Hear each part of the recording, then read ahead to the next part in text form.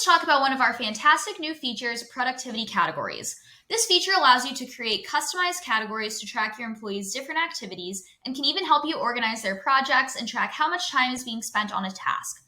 The first step to using productivity categories is to create any new categories you would like, and then you can assign them to the productivity profiles you have created. To start creating productivity categories, go to Configure on the left-hand side and select Productivity Categories. Below the search bar, you will see the productive, unproductive, and unclassified categories that would have come with your Terramind instance.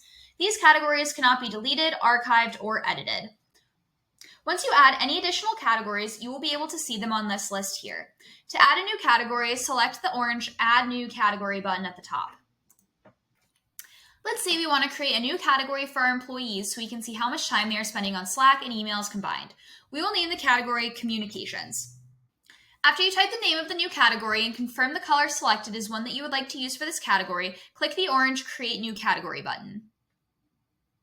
Once you create a new category, you can edit the name or the color that is associated with the category on the list below by clicking on the pencil icon next to the category.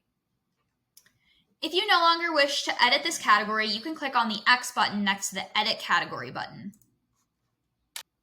You also have the option to archive a category that you would no longer like to use by clicking the lock icon.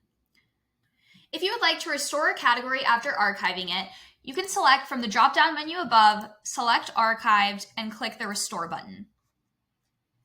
Back up at the top, you can use the drop-down menu to filter your productivity categories by all, archived, or active. This is a helpful feature if you want to quickly filter down your productivity categories to see only what is active or archived. Once your categories are created, you can go over to Configure and then select Productivity Profiles.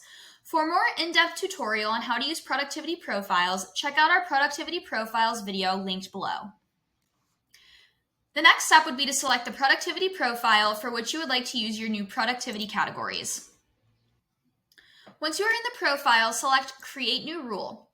Then select the type of rule from the action dropdown. These include activity-based rules, regular expression-based rules, and category-based rules. In the Set Value search bar, search for the application or website that you want to include in the productivity category, and then select the productivity category on the right. Finally, hit Create Rule to save the rule. I'm going to add Outlook to this productivity category as well, and hit Create Rule. Now, anytime our users access either Outlook or Slack, their time will be added to the communications category, and we will be able to see how much time they've spent in this specific category back on our BI reports, which we will cover in just a moment.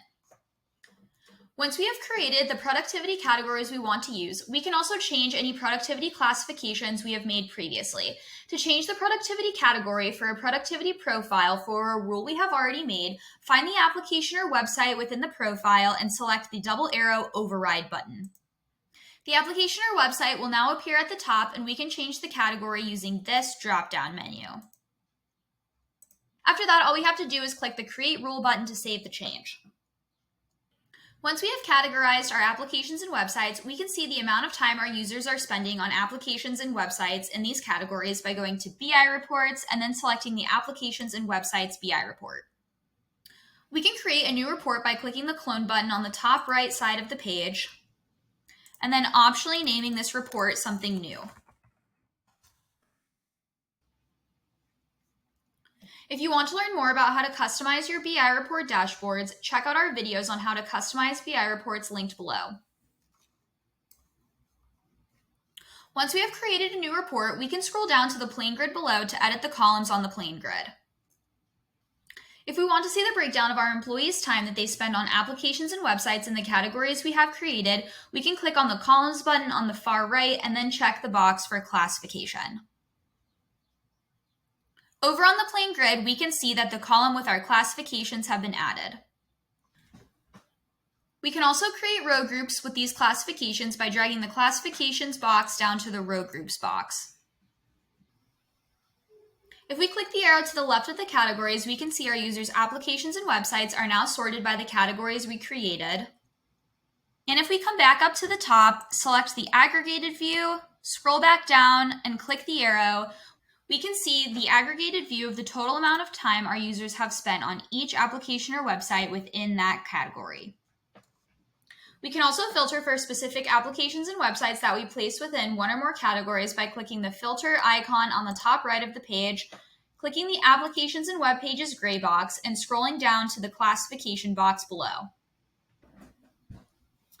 In this box, we can add any of the categories we would like to see reflected on the reporting widgets on the Applications and Websites BI report.